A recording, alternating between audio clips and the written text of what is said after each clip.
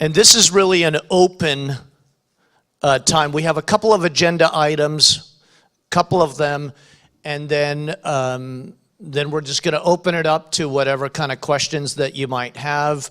Obviously, we put on the two production houses, and that's important. And then you have Bill Lukeman wearing pants today. Thank you. Thank you. It's Lynn. That's a win. It is a win for all of our eyes. So Bill and Rob are, I mean, you're talking about a lot of experience here in radio.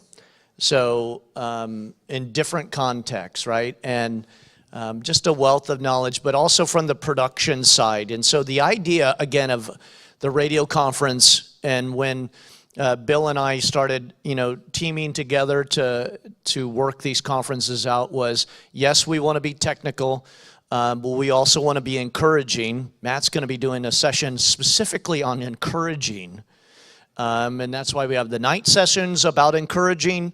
But we just want to make what we're doing in Calvary Chapel Radio each year, evaluating what we're doing and making it better, sounding better, and looking better, right? So that's why we added the RDS this year, and why Rob wanted to up the game a little bit with our bit rate. So, hey, let's pray, and we'll get into our session. Lord, thank you again for this facility, for Pastor Lloyd and the staff, and Lord, that you would just give us wisdom. Lord, you created radio, and Lord, that we would be good stewards of it. Bless our time now, in Jesus' name, amen. So, you want to start? You have a folder. I didn't know you were supposed to have a folder. Bill said to me. He's got purple mic. Yeah. Hey, Nick, are we good? Hello, Nick. All right. Bill said to me, have some stuff ready, so I did. I have mine on my phone. He has this on his phone. As long as your battery goes dead. So,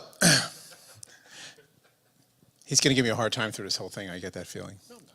First of all, I want to say thank you again for coming. We're happy to have you here, and this is going really well, so thank you. And I hope that this entire conference is a learning experience for you, and you're getting some good ideas and some good fellowship. And I appreciate the comments from yesterday. Thank you. I'm glad it was helpful to you, and some really great conversations. I'd like to continue the conversation, and I kind of pushed for this session, and thank you, Ron and Bill, for allowing us to do it. I just want to give a little history on why we're here. I brought up quite a few years ago on a different side of the country at a radio conference that we should have a central repository, is how I put it. Please don't hold on to those words. And it was immediately shut down, and to my disappointment. What I was getting at is that we should have some standards. Let's think about this for a second. We have our own radio conference, which I think is a pretty big deal. And I'm sure because of schedules and geography, there would probably be more people here, but people can't make it. There's other conferences going on, whatever the reason is. But we're a very strong force, and that's where I'm going with this. We are very, very strong. We get together, we talk about things. We have our own message board. I know, Bill, you're very active on that, as you are, Ron. I believe we've had new people come into it, meaning that, Ron, your station with the LPFM is new, and there's others with LPFMs. I know Jim Kevney comes to mind. Bill, you're constantly expanding. So we have a say in this. The one thing we don't have is we don't have this cohesiveness when we get outside of the standards, so to speak. There are no standards for what we do. The reason why we have Matt and Josh here is for their purpose of what I'm going to be talking about for a little bit is I'm preaching to the choir to these two guys. So why did I bring them up here? Because I'm trying to prove the point that when we come up with an idea and we present it, it can be done. Say it again, it can be done, and they are doing it. So this is not a mutual admiration society, but rather I want to get their input on things as well. One of the things that really bothers me, and I think is really to your, I talk to a lot of you. We have people in our office that we pay full-time. We're very fortunate, very blessed to be able to do that. But their function, and not to embarrass them, one of them sitting right in the back of the room right now, their function is to sit there and get these programs in every single day. And I watch on a continuous basis when there's issues. And as far as I'm concerned, the issues are ridiculous.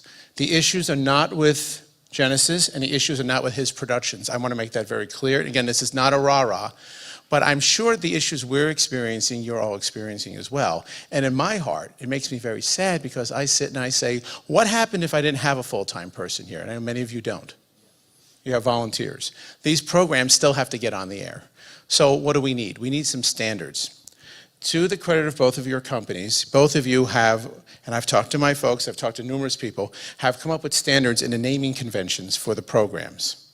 All right? And Which was huge that we worked on last year. Yes. And is getting things named because of Radio Spider and the way we bring things in. Yeah. And I want to publicly thank both of you, and I want to also say to both of you, I think it's wonderful to see the fellowship between both of you because see, that's cool.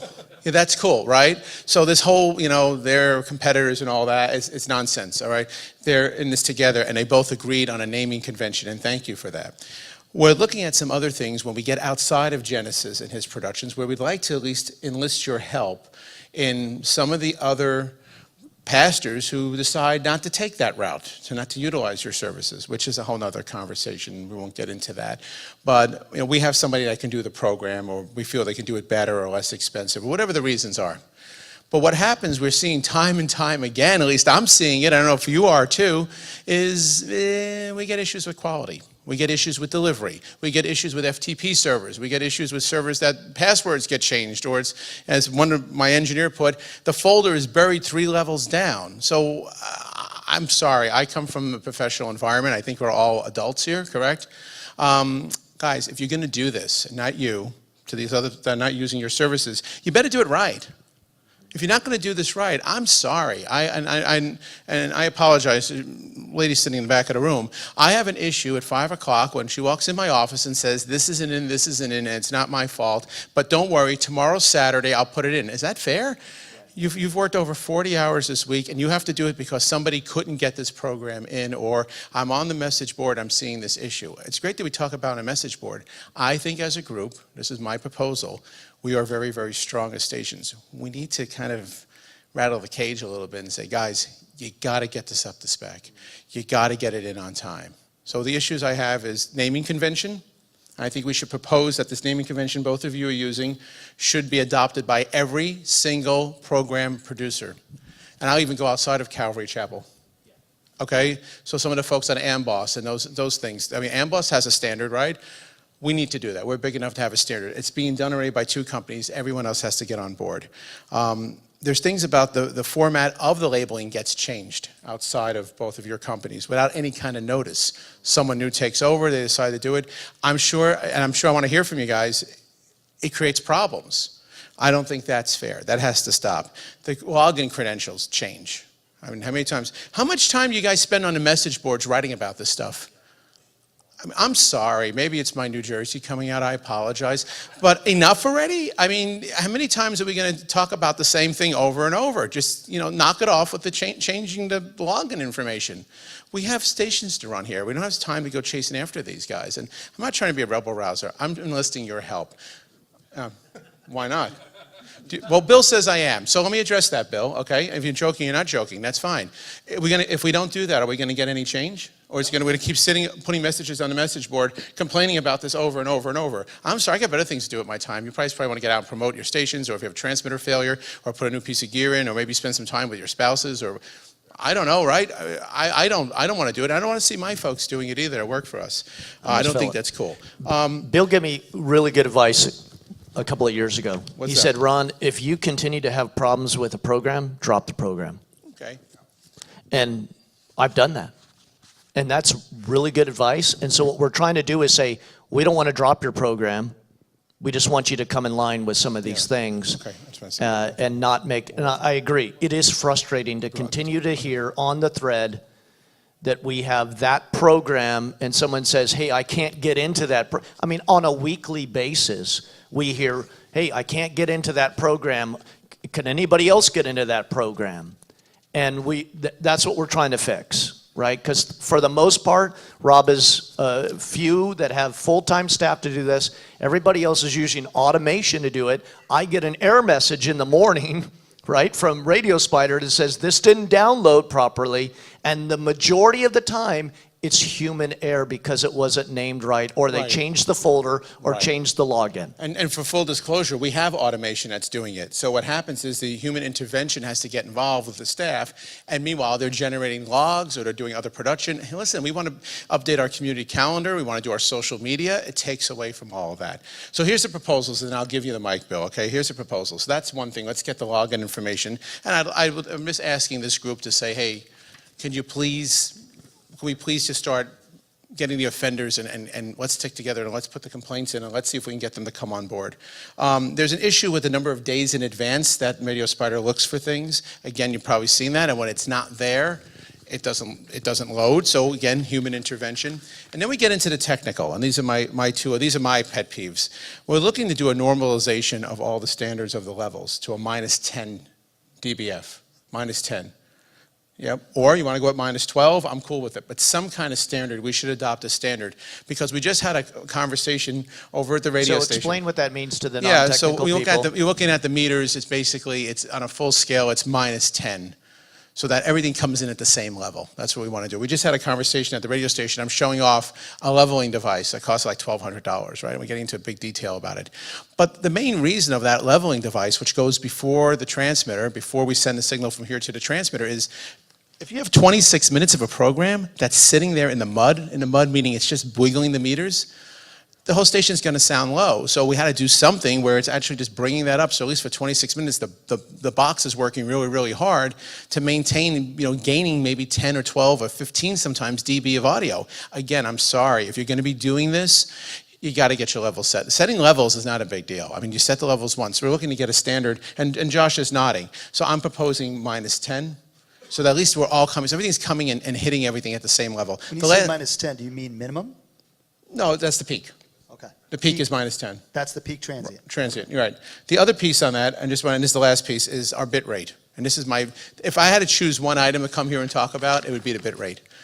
I don't know about you, but when you come in, and John's nodding, when we send the audio out of here, and I just want to I'm going to give you our experience, and my staff is sick of hearing about Verizon, but I'm going to bring it up one more time. We're on this street here. Let's talk about reality. This street was built in the 70s. There's copper wiring on this street. We have to get all the signals out of our studio across the parking lot to various locations. Jersey Shore, Northern New Jersey, New York City, upstate New York. Okay, it's got to go. How does it get out of the street? Well, if it goes over the copper wires, we have some issues. There's fiber, but when it gets to the far end, sometimes we can't send the full bandwidth. So what we're using is a codec. You know them as Bricklinks or as Bridgets or Barracks. I don't care how you do it. To use that device, you are compressing the audio, meaning you're reducing the bit rate. If we're starting off with audio that's already compressed, as in a form of an MP3, now we're further processing that one more time. And if we get into further, sometimes it's further one more time, we're actually getting into trouble. I've had my wife say to me, why does the thing sound like it's underwater? She's not technical. She doesn't work in this business. I'm proposing a minimum of 320. That's the maximum available. Right. That's why I'm calling it a minimum. What I am proposing, what I am proposing is full wave. And I know full wave. Which we are having that discussion, and again, just my point of view, I think from a production standpoint that 320 is good. I was happy with 256. Rob wanted it to go to 320. And because our bandwidth has changed a lot, right, in the last 5 years. So most of us have a lot more bandwidth nowadays. Not everybody. Not in Casa Grande. But most of us have pretty decent bandwidth now. So 320, I think, is not unreasonable. I think going to wave, I mean, we can have that debate, Right. but at least putting it at, okay, 320 sounds good. Let me give you a real example of that. So I again, monitor the station on Alexa at home. And Alexa is the future. We know that. It's Google Home and all that. You go to Target, go to Walmart, try to buy a radio. You're not going to find it. You're going to find a big display of home speakers. The home speakers are the new radio. Or the thing I'm carrying in my pocket is my portable radio from days ago, which is my phone. In that case, here's what the audio takes. First of all, we don't even know how the audio is getting to either one of these two production companies. Are the local pastors even recording it as a full wave? They're pushing for that, right? Yeah. So Right. we're going to talk about that. Right. In Now this the next section. step, what happens in the chain? Now it gets delivered to us and it's not a full wave. The next step is it goes into the automation system. I've relegated that automation system, and I don't know if your automation station does this, we are full wave. But are you compressing it one more time? That's an additional codec. Now we get into a situation with the Barracks or the Bridgets or with the Comrexes and all that. Now we're doing it one more time. Or, and when we go online, we have to send it to the aggregator. In this case, we're going to, we use Christian Netcast. So what do you think happens to it? It goes through another algorithm where it's being compressed down to get delivered to them. Then they're turning it around one more time as AC3 or AAC plus, however they're doing it, to get to, and I have to do MP3 sometimes, to get to the Roku, to get to the Google Home, to get to the Alexa, to get to the phone. I can go on and on with this. What do you think's happening to that audio? When we go into our local breaks, everything you hear is full waves, including the voice tracks. When I go back to the program, you can actually hear the degradation of the audio. This is why I'm proposing the full waves. I'm done. That's 7 transcodes. Seven times. I want to speak into that though. If you deliver in .wave and you step on it 7 times, it doesn't matter if it's .wave to begin with. It does. Well, It does. by 7 steps down in a codec, it's does. going to be garbage. Absolutely. No, but it absolutely does. But the reality is, I know you said it's going to be garbage. That's how it gets delivered. And 7? You guys go through 7 Yeah. codecs to air? we're going through 7. But I didn't know that. right, Did so you let me tell you a difference here. So the gentleman sitting in the back right there, okay, running the audio. We do a live service from here on Sunday mornings. They take it. It makes one hop across the parking lot, okay, and it goes full. When that live service comes on, it pops through the Alexa at home. As soon as I go back into programming, it's got that okay sound to it. Why? Because we've eliminated all those extra steps of what's going on. So it does. You know, again, I go back to my wife again. It sounds really good. You know, why can't it sound like that all the time? I don't know. You know, so that's what I'm proposing. I just work here. And listen, that's why we're talking about it. We're not necessarily saying that everybody has to go to wave. We're not saying that. What we're saying is the minimum, what we're asking for, at least for now, is to switch to 320, and then we can talk about it later, but we're just trying to give that bump. I have one program that's at 96, and you Right. can tell. Yeah. So before I came here, I checked my folder of my programs, and I was like 96, 120. I mean, there was all kinds of different stuff. You two, 256 for the most part. Sound, no? No? We produced 320. 320. Stereo for 20. Okay, so Josh is at 320. And what were you? 256. So the other question I just want to say is, what's open to you guys, whatever you want to, whatever you need or ask or what you need at your station. So I'm done. Yeah, I think it's all good. I mean, you know, I think that a bigger problem, or as big of a problem, is how these things are being recorded in churches. Okay. I've so that- always argued with let's people pivot to that. to record in full wave. I've told everybody that all along. Record in full wave, and we use a CD recorder. Yes. Which is a professional grade piece of equipment. It doesn't have a noisy audio digital or analog to digital converter like a computer does. It doesn't lock up, reboot. You don't get the blue screen of death or anything like that. And we use 2 of them. So when I start my Sunday morning message, my sound guy presses record on 2 CD recorders at the same time. I've talked to pastors that record on iPods, iPads, you know, other kinds of things. They don't have professional grade audio quality. When our service is over, we take the CD, pop it right into a duplicating machine, and people can pick up the CD when they're leaving. But meanwhile, we have a full wave recording. I tell this, I preach this. One of my good friends who's on my station, he's not here, I won't say his name, but I told him for a year, you know, this is how you got to do it. Oh, my sound guy knows how to do it. This is how you do it. Oh, my sound guy knows how to do it. At the end of the year, he didn't have any messages even recorded. They were all lost because they were stored on a hard drive somewhere, and either they forgot where they were at, they deleted it, the hard drive went bad, or something else. I hate it when people record on computers. I would much rather see them record on a CD deck. But if you do record on a computer, by all means, set it for full wave and use a good quality sound card in there so that you get a good quality recording. It can never get better than what it was when you started. Right. So if you record it on a cassette tape, it's always going to be a cassette tape. And they were talking about HD radio earlier this morning, IBOC as they call it, which we all know stands for It's Better on Cassette. And now... HD. Yeah. HD stands for huge disaster. We picked up a teaching program recently that I really like, and this guy's retired, and his messages are old, and I complained about the bit rate, and they told me, hey, they're on cassette tapes. We got them sounding pretty good. That's about the best we can do. It's never going to be that good, and then you have to decide, do I like the program enough that I want to carry it? And this is what we talked about before when we were having all those problems a couple years ago. There's never any problem with Genesis and his productions, unless, of course, the church doesn't send them the material they need when they need it. But it seemed to me a couple years ago, there were certain programs from certain Calvary chapels that, for the most part, weren't paying anybody for their airtime, and everybody was having trouble getting these programs. And I wasn't even carrying those programs, so it didn't really matter to me, but I thought, well, they're not paying for the airtime. Now, I know the guy's a good teacher, but if all they're doing is causing you headaches, just don't carry them anymore. So when you carry somebody on your station, they fall in different categories.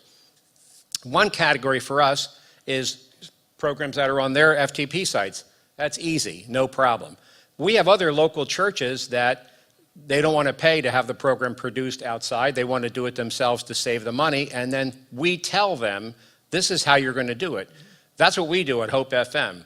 You're going to do it this way. The file's going to be named this name, not something similar to this or approximately like this. It's going to be stored on an FTP server. Well, we don't use FTP. We use Dropbox. Well, okay. Tell you what, you can put that on any station that uses Dropbox. But if you want to be on Hope FM, we don't do Dropbox. We do FTP, and so set it up. And we don't we don't do computer advice. We'll try to give people a little bit of advice. But so if it's a local church and they want to be on your air, then guess what? We never have any trouble getting them to do it our way. If it's one of the California well-known super-duper pastors that's not paying anybody for airtime, I just wouldn't carry them if they don't want to do it right. Hey, you got his microphone. This is our microphone. It's very selfish. Tell us what you really feel, Bill. So let's pivot to the your church recording, and that is very important. I also agree with that. We record in CD, it's in WAVE, and Josh is going to help you make sure that your recording doesn't sound like garbage before it gets to that means taking gates off, taking all of these stuff. You hold on. Yes, sir. No. The answer to your question is no, you can't answer. Okay, so I'm going to go ahead and say definitely a CD is a great way to record, but there's a better way to record your messages in .wave. So it's an older model version of a solid state recorder. It's made by a company called Zoom. You want to write this down, Z-O-O-M. H as in Harry, number 4, N as in Nancy, H4N. The reason that we suggest you use this device is because it has balanced inputs. There's no adapters. You're going to come out of an aux send out of your bus on your board right into this SD recorder. They're $200 on Amazon, guys. And it's redbookaudio.wave. When you record, the spoken word should be recorded a minimum of 44.1 kilohertz. Minimum. Not 32, not 22, 50, 44.1. And it does not need to be recorded in stereo. You're not putting 2 microphones on your pastor. It isn't stereo. It's mono. And it needs to be recorded in .wave. When you record that message in .wave, you need to store that .wave on a hard drive or a computer forever. So once a month, you take that hard drive, you duplicate it, you put that hard drive in a fire safe. I'm going to tell a story here. We worked for Calvary Chapel. I won't say the name, like Bill said there. And we produced the entire New Testament over many, many years. It was tens of thousands of dollars that this church invested. So they went from Matthew to Revelation. They called the station. They got through Revelation, and they said, okay, we're ready to start in Matthew again. Just start in. They're like, the station says, okay, well, send us the CDs. The church said, we sent you the CDs. Oh, every week after we loaded your show, we threw those CDs in the trash. They threw tens of thousands of dollars worth of production away. Now, we reproduced that at a discounted rate because we were brokenhearted over that, but that just goes to tell you redundancy is really, really crucial. Offsite cloud is really important, but I'm old-fashioned. I will put a hard drive in a fire safe because you just don't know what the Holy Spirit did through the gift of teaching in that hour of a service. And you are responsible. Tech team, you're responsible for what God did there. You're responsible to take that and to care for that archive like it's the gold fitly spoken, right? This is really, really, really important. So I would recommend I definitely recommend 2 digital recording devices. Whether it's one CD burner.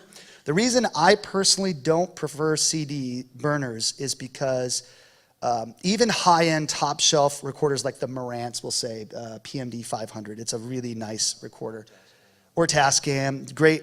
If they fail in the finalization process. So after the recording takes place, there's a finalization process, and it does happen. A lot of your Tascams or Marantz, if you don't give them a Taiyo Yuden or a super, super high-end CDR, like if you go and get Maxells from Best Buy or whatever, and you try to put that in, and it isn't Mitsui or isn't Taiyo Yuden, which are high-grade quality CDRs, you will see more of a failure rate in finalization. So we don't necessarily recommend CDs, but in terms of what Bill said in quality, he's dead on.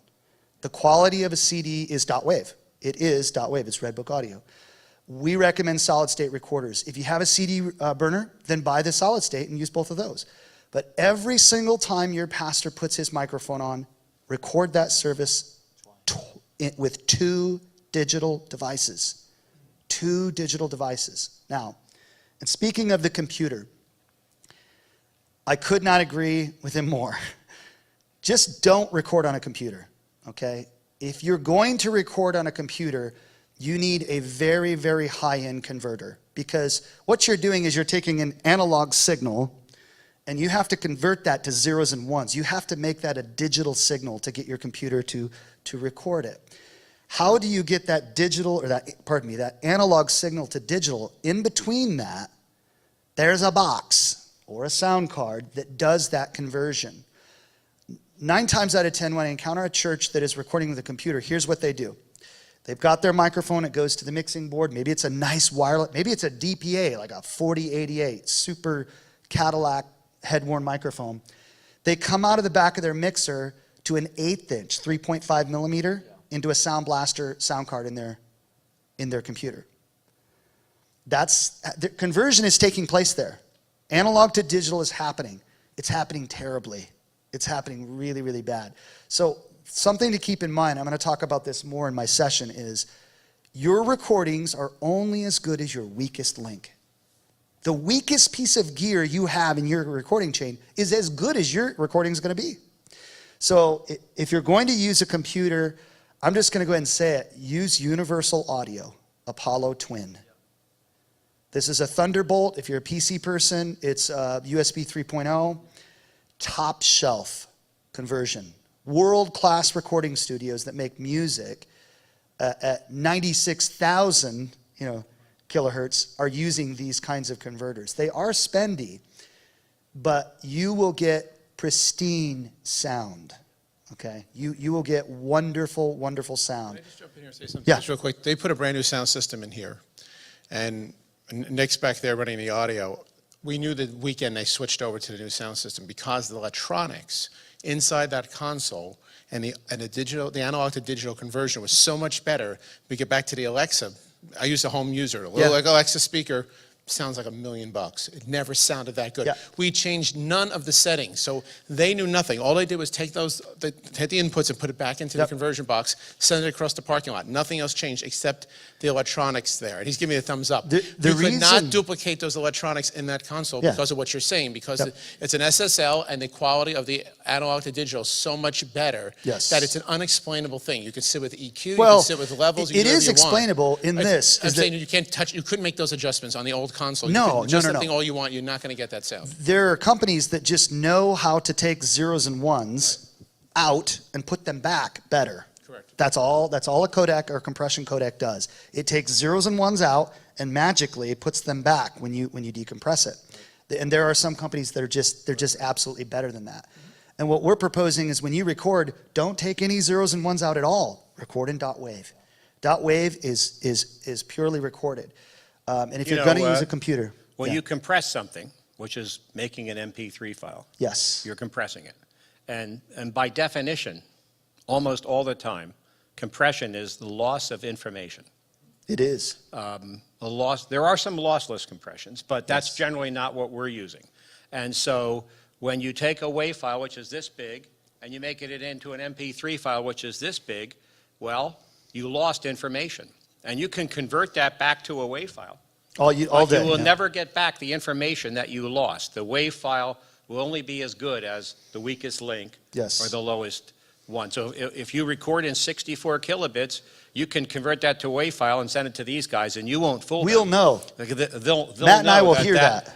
We will they'll totally say, know what are it." these people doing wrong? Yes. You know? Well, I want we to can hear mention it. too, I like the idea of having an electronic recorder and a CD recorder, because now you have, I just like the idea of redundancy. Yes. You know, everything needs to be backed up. Yes. And Ron talked about that yesterday with the studio transmitter link and everything. I like the idea of doing it twice. Well, CDs are nice because if you sell or give away CDs after church, it's really fast to take the CD, pop it in a duplicating machine, and in 3 minutes you can have CDs. And also, I want to mention this. Amazon Web Services, their S3 storage, Glacier, their long-term S3 storage, it's 0.9 cents per gigabyte per month, or thereabouts.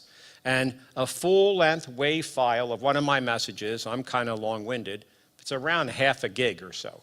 So that's 1 gig would be 2 messages. So 2 of my messages can be stored on Amazon Web Services for half a cent per month. Sounds like sticking your next 2 cents. You get a stick. Yeah, But the exactly. problem with somebody says, AWS I want to give you my 2 cents, I can say, just listen to 4 of my messages. It's really cheap. The problem with AWS, though, especially with Glacier, that long-term storage is awesome if you have stuff that's going to be there forever. But anytime you bring something out of Amazon, bring it out, that's where you get hit. And it's not cheap that way. But we would definitely encourage My you. Amazon bill runs about $9 a month. Does it? And I'm doing a lot more than just storing stuff out there. We So had you just had can't beat it. about 10, I don't know, 10 You or have 15. more programs We to had like save than I 15 do. terabytes on AWS for about a year with Mike. And we started getting our bills when we were pulling stuff out, and I was like, whoa, we got to do something different. Which, by the way, I want to do this right now before I forget, because Bill and Matt and I, we are going to link arms on this. Any of you churches that need help with IT, specifically web server, FTP kind of stuff, there's a guy in the body of Christ that he's just gifted. His name's Mike Smith, and he's with Ironstone Securities. And I'm telling you, this guy he's a man of integrity. He's weird. He'll always try to do things to charge me less. He's a godly man. He comprehends ministry. I cannot recommend Ironstone Securities and Mike Smith enough. Both of our companies use Ironstone. It was referred to us by Bill. And the guy is amazing. And he is a wizard. I mean, the things he can do. Well, I'll think of ideas. Like, I'll be like, Mike, is there any way you can write a script to do this, this, this, and this? I don't even know if this is a real thing that could happen out there. A week later, he'll be like, yeah, I got that script running on your server. Cool. Okay, so to the recording, and then we'll go on. It is important to have multiple services or multiple ways to record, because in a given year, I will tell you that, hey, how many of you, so I'm the senior pastor, how many of you guys have volunteers and the senior pastor walked in and said, hey, how's that message for Sunday? And they look at you like, it didn't record. right? At least 2 or 3 times a year that happens to me. Now, we have not added a second unit, which we are doing this year. We're adding a second digital unit. I will tell you, the only thing that has saved me this year has been because we live stream, and we live stream in high definition to YouTube. I tell you, a couple of, I won't tell him which one, I'll see if he can figure out, that I've had to pull that audio off of YouTube, download it, and I've downloaded it into a wave, which it probably isn't a true wave, and then had to send it to them. So it is very important because as the senior pastor trying to have a complete book to hand to somebody, you're missing that. And I don't want to miss that audio. And I don't want to miss the audio when my radio program is putting that out. Because in 17 years, there, and Josh has pretty much done all of our audio for pretty much all of that time. There has been a couple of gaps that really just tweak me that it didn't record. I want to say, too, if you are a church leader and you're sending out pastors and they're church planting, one of the number one things that you can tell them and train them to do when you send them out is how to properly record. Because you don't know what God's going to do in the future. You know, I sat with Jim Kevney. Jim was a truck driver, and he listened to Lloyd however many years ago when Lloyd was on Salem.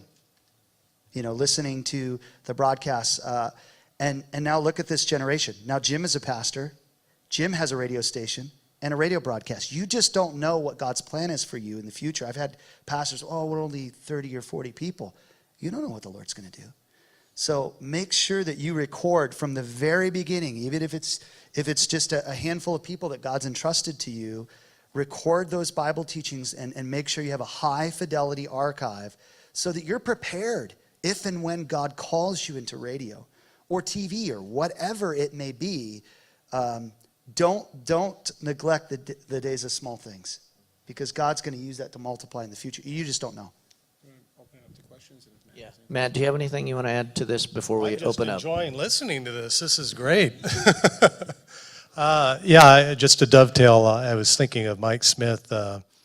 What a blessing he's been, and Bill mentioned the importance of having an FTP site. So for those of you that maybe have your own radio ministry and you need an FTP site or how to get things up and running, contact Ironstone Security. He'll get you up and running, and at a very low cost too. So as Josh mentioned, he's been a godsend to the both of us.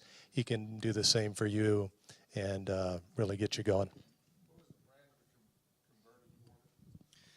The converters that we recommend are made by Universal Audio, and it's their least expensive unit. Well, no, it's not actually.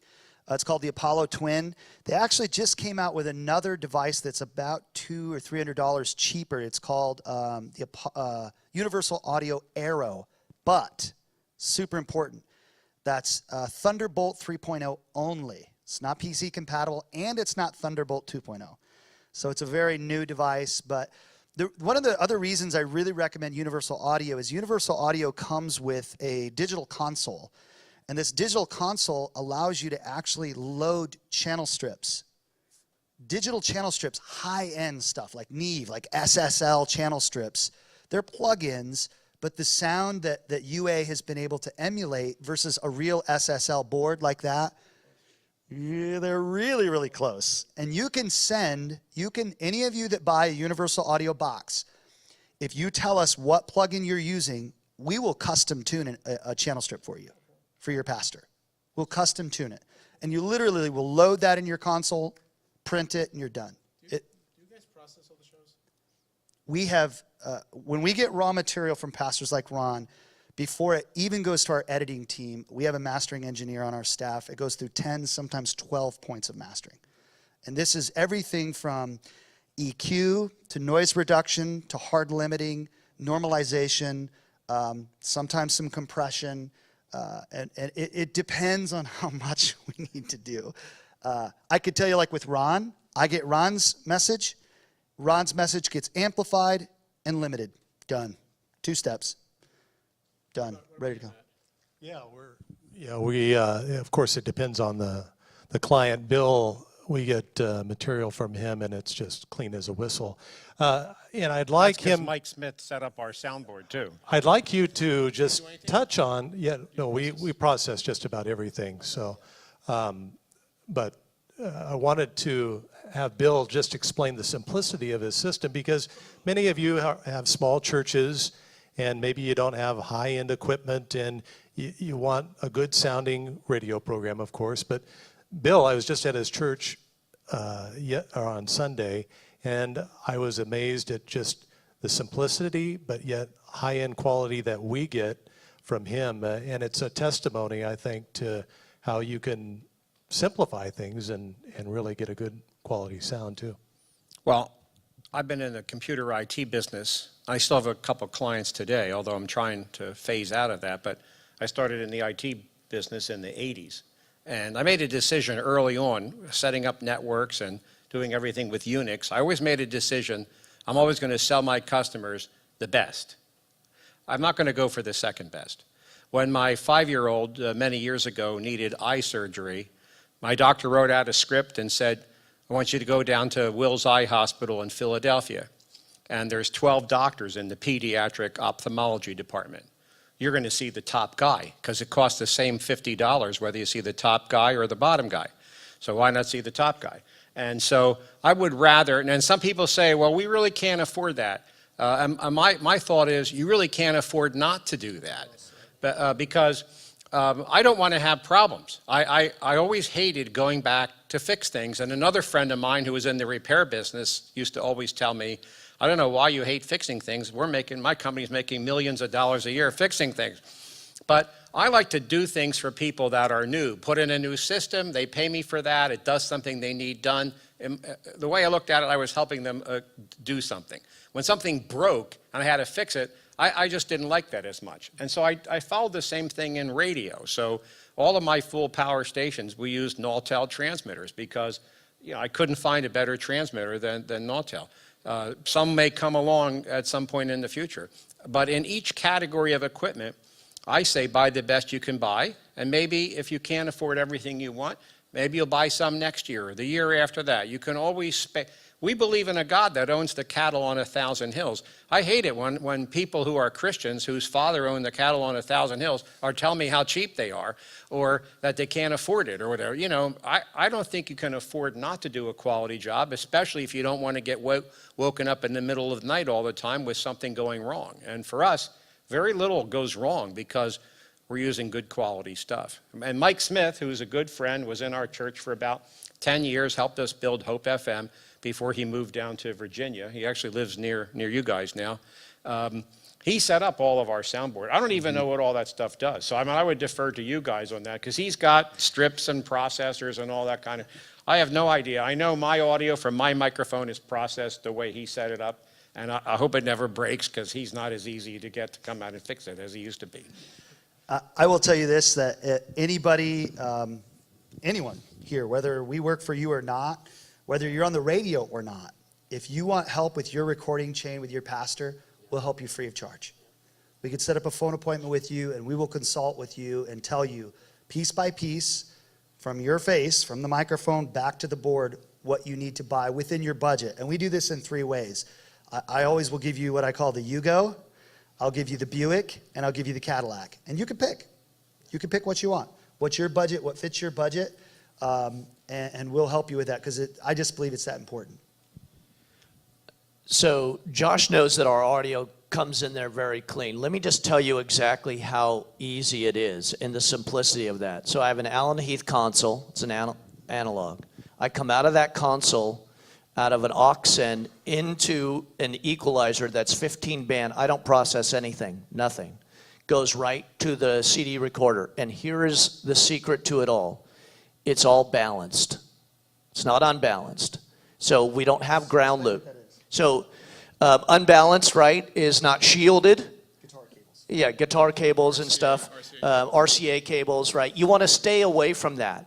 You buy equipment that has XLRs or what we consider balanced or tip ring sleeve, right, on a 1/4 inch. If you're doing unbalanced stuff, you're going to have noise. And the worst noise in the world is hum in your system. Now, I regularly, about monthly, listen to make sure that there is no hum. When you add video systems, you will have hum. Lighting. And and now with LED, it's a lot easier than it used to be. Those noises are seemingly going away. But the recording chain for me is 3 pieces. It's all balanced. Ground loops have been taken out of the, at the source. That's what's important. So my point is, I'm a senior pastor with, at the time when we set it up, not a lot of money, not a lot of budget, but I'm a sound engineer by trade in lighting. And I was able to set it up for a reasonable amount of money, getting the best equipment I possibly could, and then, like anything else, asking for help from guys that know how to do that. And making sure that recording is the best possible that you can have it. And you can do it relatively inexpensive. So, one last thing that we're going to go Yeah, I was thinking, Rob made a very good point about the naming convention, and I know this has been an issue, standardizing that. So why don't we touch on that before we throw it out there? Is that okay? Yeah, so, yeah. Yeah, so what, and I think Josh is doing much the same. So at Genesis, what we've done, and we consulted all the stations before doing this to see what you need and what would be best for you. So I'll use Bill's program as an example. So you've got Hope from the Word.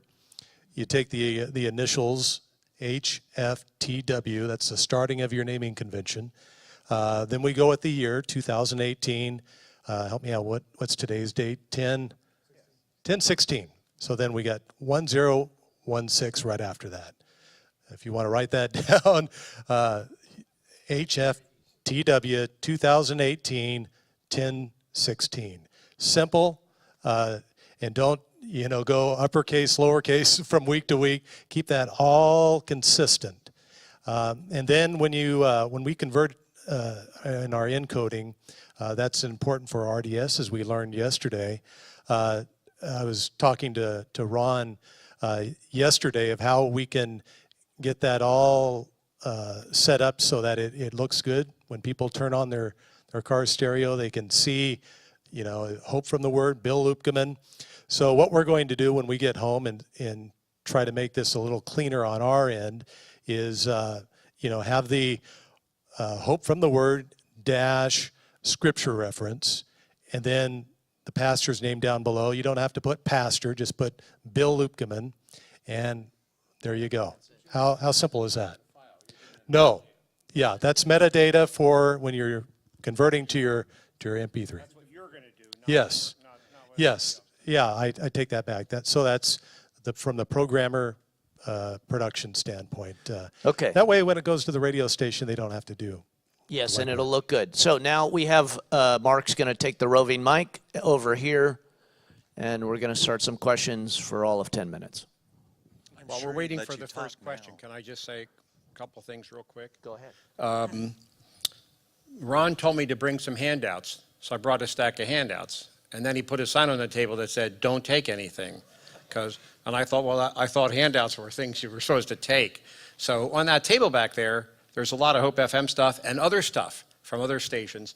You can clearly tell what you can take and not take. If there's only one of it there, don't take it. Right, that was the But idea. if there's a whole pile of it, I brought it to give ideas so that because I stole other people's ideas, so you should steal ours. We have a great graphic artist. If you need then her name and contact information, let me know. She's very inexpensive. She does all of our work. And I recently had Bob Moore make us a coverage map, which is also back there on the table. We put it on our website. It really looks cool. I have extra copies. I'm sure Bob would be happy to do it for your station. He has great software. You can put it on your website, and then it costs $0, and it's a nice asset. That's my line. Yeah, we like stuff free. $0. Yeah. And the bridge stuff as well. Help yourself. With regard to file naming, if I could just make an additional suggestion, a 4-digit year following that second. So, and always 0 padded. So not 1/18, 2018, but 01, 04, 2018. That way, just consistency. 8 digits. 8 digits. 8 digits. Can you explain why? Well, the So- answer is because computers sort from left to right. That's the way computers sort. And so if you put 1 of 18 for January 1st, and then 1 of 18, and then 10 for October, well, the 10 is going to come after the 1 and before the 2. So computers sort from left to right. And the 4-digit year became a standard after Y2K. That's what everybody does. That's what you should do. It really doesn't matter anymore because we're 100 years away from the century changing again, or 82 years. But if you name it that way, year, month, day, everything will appear in your directory always in chronological order. We have one folder where they keep an archive of my program. I was looking in it the other day. I think it goes back 10 years. And all the programs are in order. It doesn't matter what happens for the rest of our lifetimes, those files will appear in order if you do it that way. When you add dash, Monday, underscore, scripture reference, whatever, all that does is mess everybody up, and you just don't really need to do that. So I have a question about the info and the background of everything. So like the pastor's name, the references, the teaching title. But I also have a really big request. If we could all keep the genre simple, like Christian teaching or something. So I come from a different side of this world from the radio. I use Apple, I use Mac. And I know several other radios who have actually are switching over and have reached out to me for how ours grab from with the iTunes. It lives off of the data in the back, the info. So if you guys could all just kind of keep it universal of just saying the pastor's first and last name or the teaching ministry and even the genre, because once it goes into iTunes, sometimes I know I have one teaching who it's considered blues. I have one who's considered pop, one who's considered gospel, and it gets lost. And sometimes it makes it hard for the iTunes to grab it for the smart playlist. So I'm sitting there having to create my smart playlist to grab from the title or from the pastor or from a genre or from, so if we can all just kind of keep it universal and very simple, I would greatly appreciate that. Thank you.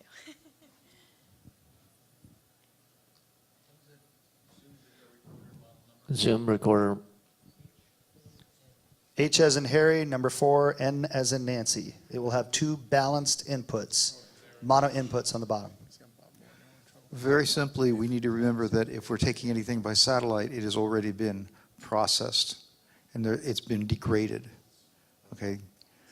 Similarly, the different algorithms are different, and if you have things that are done AAC and you have them MP3, and you have them AAC plus, and there are a dozen other algorithms, each one of those will throw away different bits.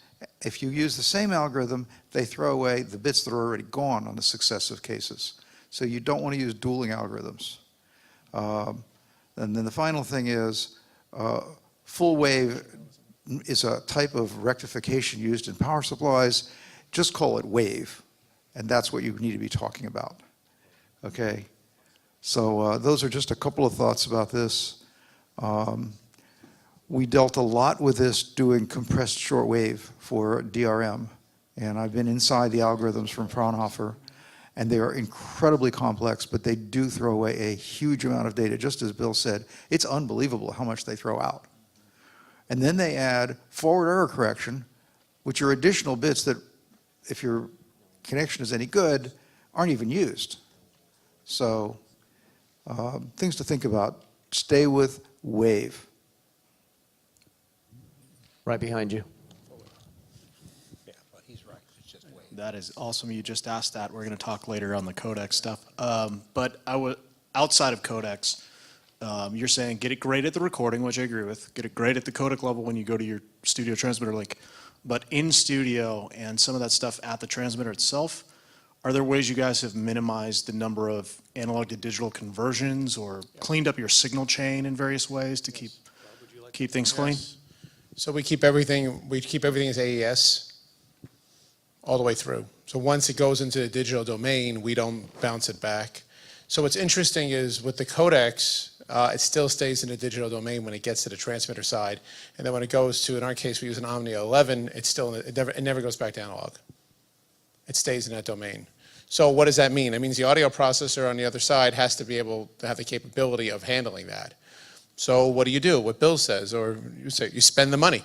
You spend the money and you get it. I mean, we've had situations where, well, I have to take it and make it and bring it back to analog, to bring it back to digital. It's just, and again, the input into the transmitter, you buy a new transmitter and it accepts that digital input. So, it goes back to what I said before. Either you do it right or don't do it at all. We have a very bad habit, and many years ago, this was kind of the standard. Or let's, hock it together. What's the words we use for shotgun, whatever word you want to use to get it done, and then we'll go back and we'll fix it later. But we never fix it later. So that's, the other, just one point to what Bob said. A lot of times, Bob, you don't know how they've encoded it. So I can't for different locations go sit there and say, well, I'm going to use AAC here because you don't know how it's coming in. So you're at the mercy of however they've encoded that. So I can't sit there and keep changing the codec. Oh, well, this program is on. Let me go switch it to AAC plus, and then, well, this one's MP3. That doesn't, we're at the mercy of whatever comes through. So let's be clear. Our recommendation is 320 MP3 Or wave. stereo. That's Yeah, the wave. recommendation. I think that's got to be the goal, Wade. The reason why we stay in stereo, how many of you are broadcasting in stereo? Okay, wow. Ask him in mono. How many in mono? So I would have thought it was the other way. There's a lot more of you broadcasting in stereo. The reason that we produce in stereo is because of the music. The music was painfully crafted in a recording studio. I mean, in those left and right channels. I want the cymbals over here. I want the right floor, the tom over here. And so we want that experience for the listener in stereo. The spoken word doesn't matter. So, you're Josh- taking two mono signals and you're putting them in stereo. So that part doesn't Right. matter. Mono goes further, and we have less Right, noise I know. issues. I know that's So why I hate mono. to ruin your day, but Yeah. you better mix everything in that left channel, pal, because everything we got comes off Yes. the left channel. But If you're asking for the contributions on your right channel, it won't go out over Bridge no. FM. But I will say, The bridge. Rob, I keep hearing that mono does go further, and we tried it, and our stereo went just as far. So not that, in it's every the noise. case. Not in every case. It's the there's noise, mono. but it's the noise level, Ron. Yeah, it is I mean, the no- it so is noise So level, if you know yeah. how stereo works Yeah. works on what's called a sum and difference. And the difference channel is where the left minus R is there. It's where all your stereo information is. It's a weaker and also more noisier signal. So we take that whole pilot away, we take away all that stereo information, we keep it in mono. Now the radio, there's a couple things going on the radio side. The radio is not looking for the stereo information, and what that means is when you're driving along and the program is in mono, it's not getting what we call a picket fencing effect or the multipath effect where you're hearing this. It reduces that tremendously, especially with our translators. Many of us have these low powers, these translators where it's just not worth it to be in stereo, especially for 10 seconds of So intro music. I would say try to listen to Dark Side of the Moon in mono. But we don't play Dark Side of the I'm Moon. just saying. On Josh's station, it's a little different. Okay, we only have a couple more. Rocco's in the back. Uh-oh, Rocco. Yeah, and you don't mess with a guy named Rocco. Anybody else know that law? That's his real name. This is more of a, am I on? A request, I guess, than a question. And it has nothing to do with either Matt or Josh's production companies. There are some companies, some shows that put their stuff on FTP, and there's two things that happen that are a lot of work. Number one is they make the month change with their directory, so that I'm looking to download everything, and now it's no longer July, it's June, and now I'm getting nothing. So that in itself is a problem. And the other issue is some people, when they put their shows in their FTP, rather than leaving like just the last month, they leave everything, the whole year. So if I get a glitch and I have to go and then upload from their FTP everything that they have to get 2 or 3 shows, my machine's running all night to get the whole year, to get to the next one that I need. So just maybe a month's worth of shows, and forget the changes in the directory. Just have one directory. I really think it's done more for their benefit than for the radio station's benefit. You know, we didn't really talk about that directly, but these guys don't do that. They have all the files in one folder, and it should be one folder. And if I come across somebody who's doing it the other way, I'll try to get them to change if they'll listen to me.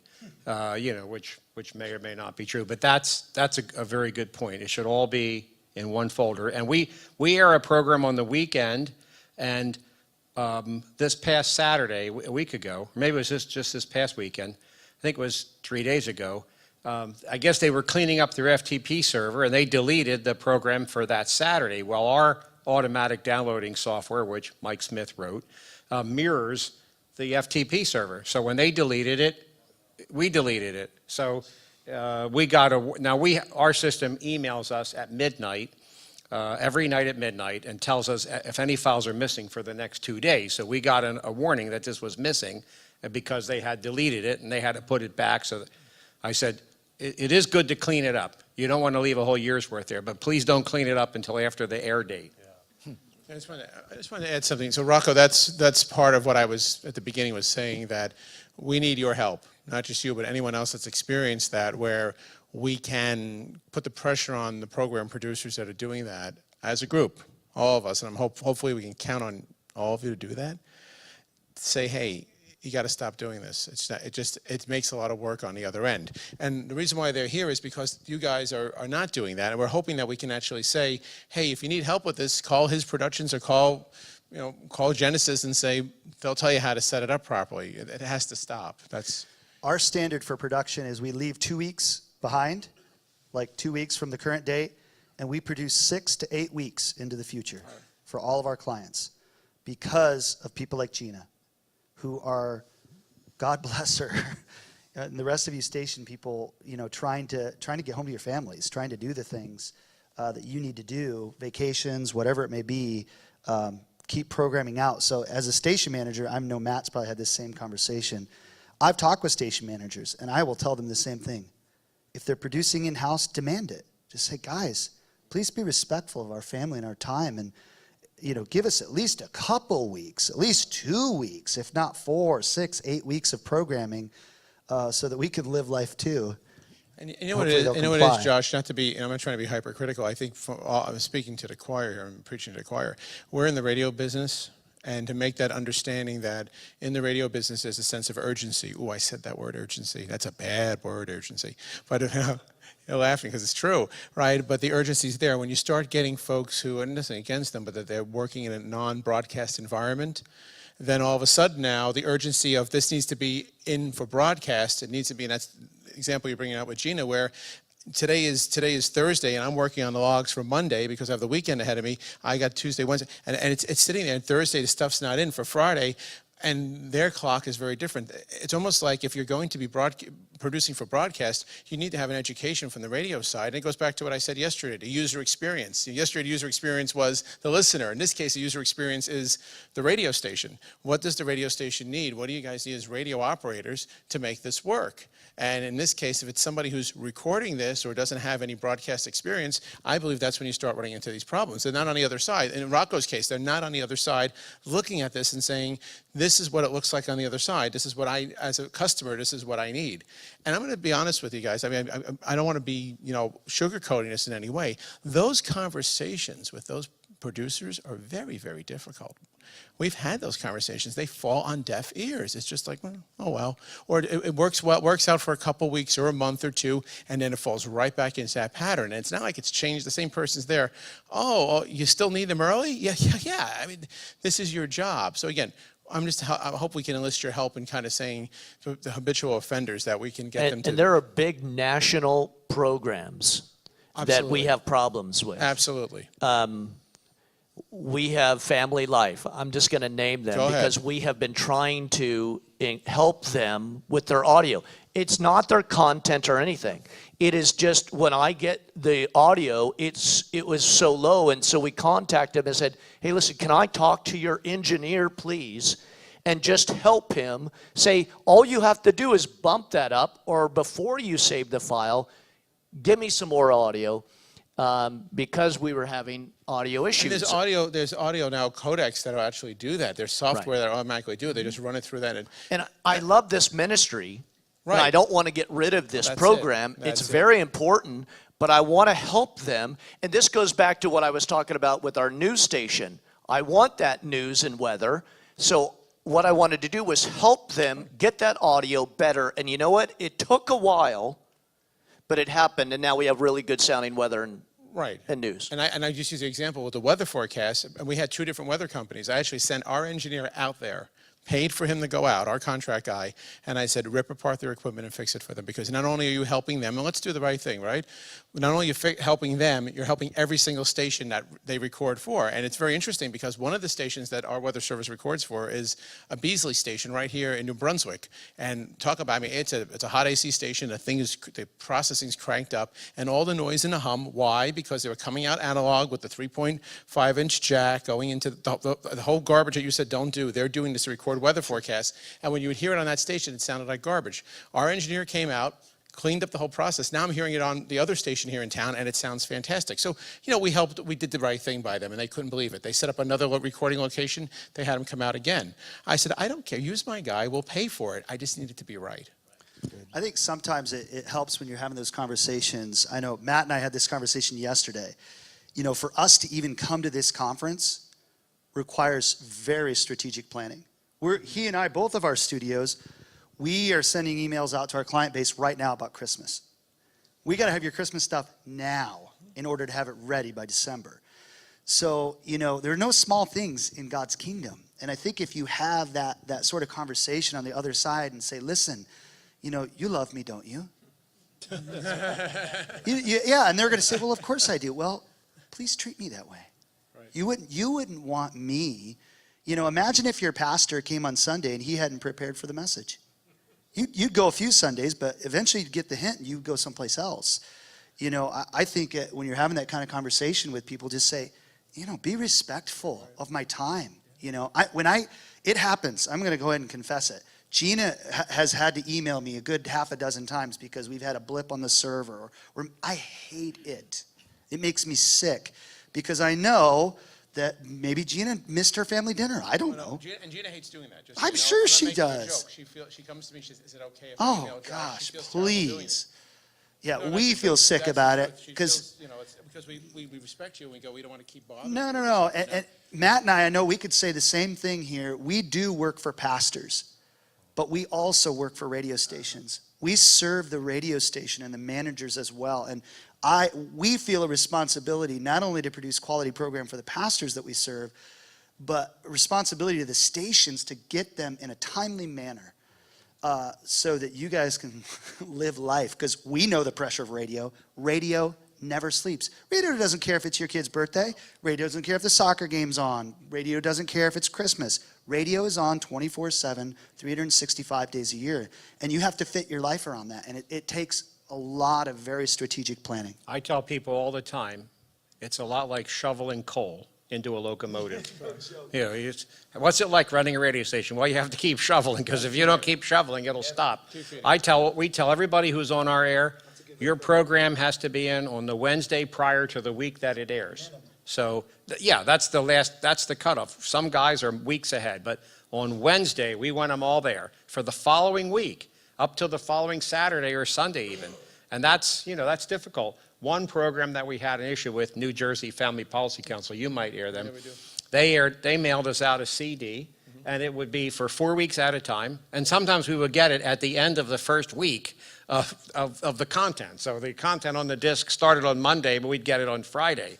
And then they finally went to electronic, and I'd get it like Sunday night at midnight. And I wrote an email. And as you know, if you're on the list server, I can tend to be a little sarcastic at times. And I certainly am not afraid. No.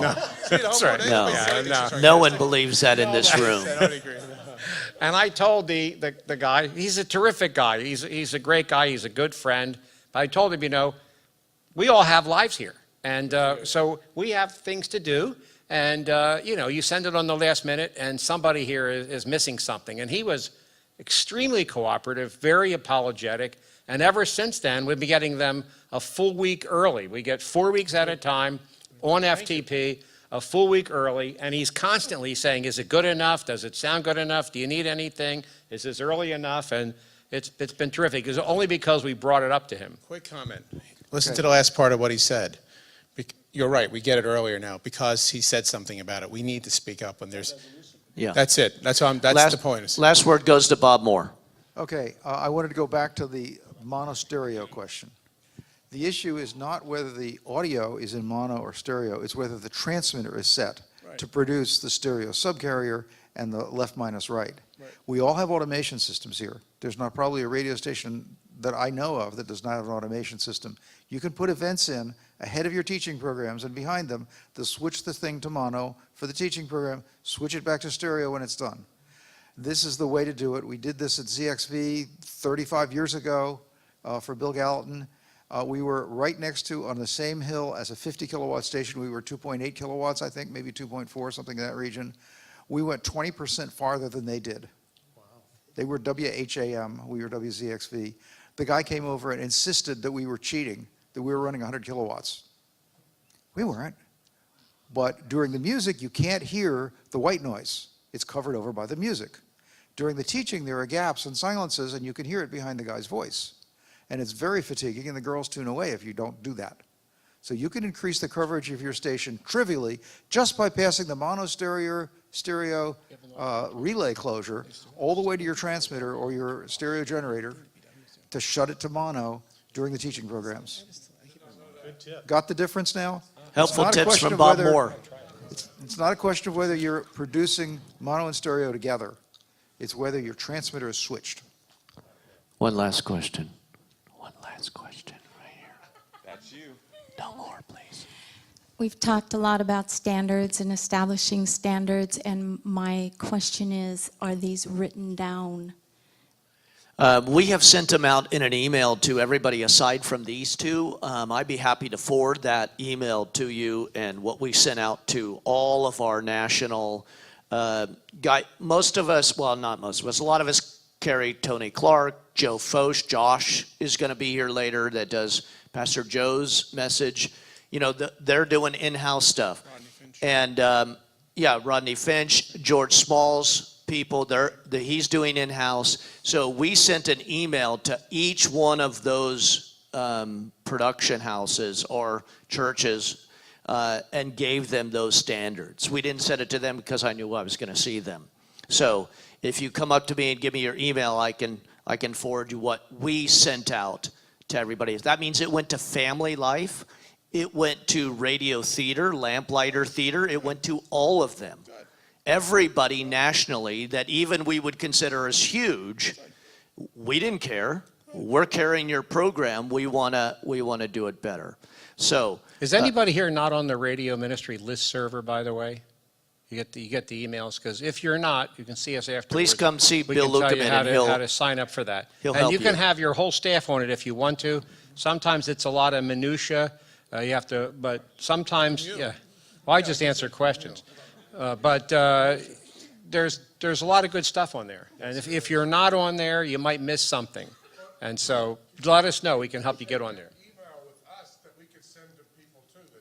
yeah, if you just email, I'll re-forward to you what that looks Can you like. put up on a message board too? Yeah, I'll copy cut and paste paste that and just put it up Copy there. and paste it. Actually, that's And you know easier. what we should do? We should add what we said, some of the stuff we said. Yeah, so if you're not on the list server, see Bill, he'll help you get on the list server, and then I'll just cut and paste what I put in that email on the list server, and then everyone will have the template. You then send it out to the people, and we're just going to bombard them with these new standards. I say have 60 of us send it to Family Life, right, and to whoever nationally it is, and we'll see some changes. I'm not trying to give these guys extra work, but I'm thinking if somebody wanted to send them a snippet like of their pastor's teaching, We will do a complete analysis, yeah. and to say, Yep. to kind of critique it and say, Yep. here's some suggestions. Can you talk Yeah, about help? audio specifically. That's what I mean, a Yep. sample, like just a sample, so they can, this is what that typical teaching sounds like. If anyone wants to send us a short Dropbox clip, we will analyze that and we'll tell you what's going on. Matt, you as well? In a Yeah, control because he's saying, just make sure. Yeah, both Matt and, okay. So I originally wanted to give you an hour to play with each other and have some fellowship times, but now you only get till 3:30. So come back. We're going to have workshops, And the 2 workshops are station playlist, how to voice track. Kevin Abraham will be where? Wherever I told you? Yeah, I don't know where you told me. Where is our chapel room? That's upstairs. And then what's inside of the sanctuary is Josh will be doing, he'll go into a little bit more on that recording chain for your pastor, but he's going to show you how to do promo, how to make promos, and he does this every year. And because it's important for the new guys that are coming to understand how to do promos and the recording to make it sound good. Amen? Go have a little beverage. Good job, gentlemen.